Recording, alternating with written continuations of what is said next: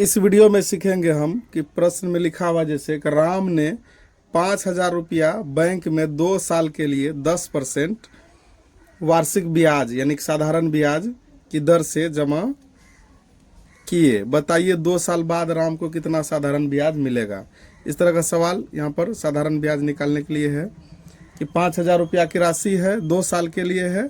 यहाँ पर समय दिया हुआ है, मूलधन, और ये दर दिया हुआ है। इस तरह से हम साधारण ब्याज किस प्रकार हम निकालते हैं वो चलिए हल करके दिखाते हैं। तो हम हल लिखते हैं यहाँ पर कि हल क्या करेंगे हम कि जो जो दिया गया हम लिखते हैं। यहाँ पर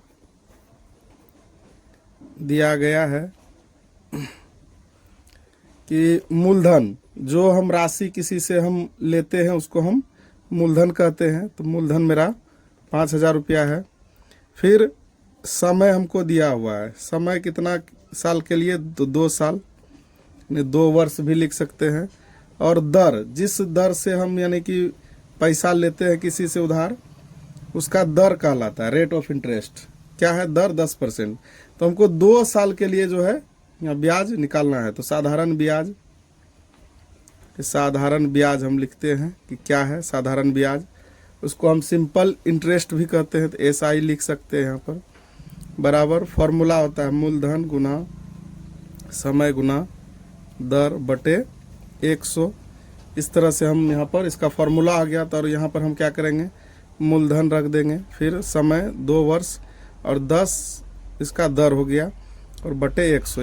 यहाँ से 0 ख़त्म हो जाएगा। तो क्या करेंगे, जो बचा हमको 500 गुना 1 बचा है तो लिख देंगे, यानी कि 1,000 रुपया इसका जो है साधारण ब्याज, ये मेरा आंसर हो गया।